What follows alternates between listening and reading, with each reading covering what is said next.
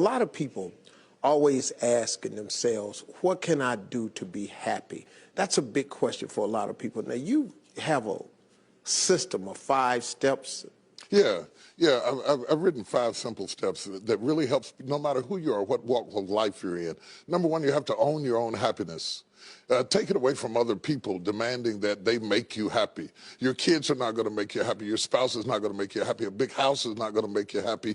Own your own happiness and be responsible for doing those things that bring joy into your own heart, independently of life and people and money and all of that stuff. Right. It doesn't necessarily give you a happiness. You have to take responsibility of that peace and that joy that lives inside of your heart and not inside of your stuff.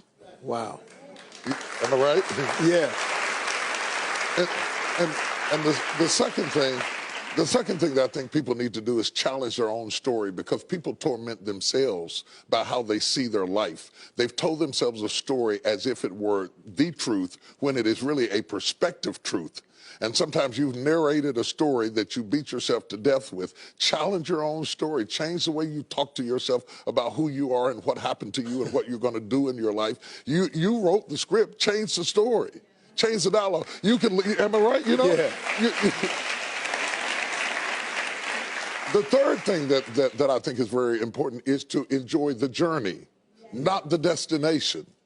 A lot of us delay our happiness. When I get to this level, when I get my degree, when I get the kids, when I get married, I'm going to be happy. Enjoy the journey. Enjoy the whole step, the whole process. Every day that you get up to strive for whatever it is you're after. You know, I'm a goal-oriented guy. Yeah, absolutely. But you don't celebrate when you get to the finish line. Celebrate all along the way. Celebrate all along the way. Yeah, man. You know, that's so true, because I hear people talking about a million, man. When I make $1 million, I'm going to do this right here.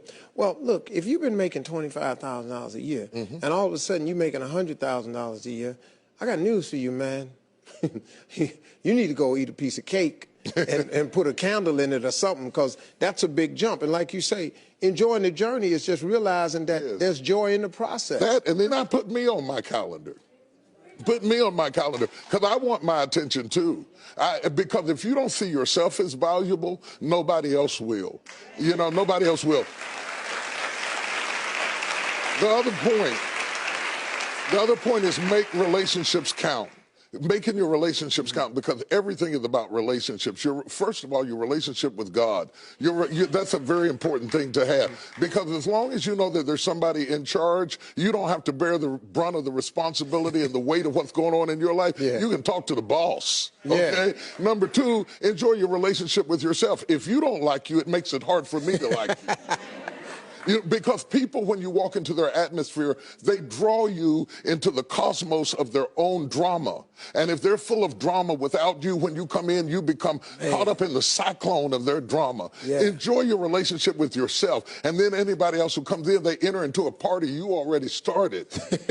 You understand? And then the relationship with your kids, the relationship with your spouse, the relationship with your friends, taking time to enjoy the relationships, because there is no fruit. Nature teaches us that there is no fruit without relationships. You cannot be fruitful by yourself. In business, in home, in life, in church, I don't care what it is, you are no more than the relationships you surround yourself with, and make sure that those are good ones. The 5th thing, Now, go ahead. I'm loving it, man. Is this good? Yeah, this is really good. The 5th thing that I really ascribe to is balance work with play. You can't do all of either one and be successful. And to those whom much is given, much is required. And if you work really hard and you're a really diligent person, make sure that you do some play to balance your life out. If you play real hard but you don't work very much, you're going to be fun, but you're going to be hungry. You know what I'm saying?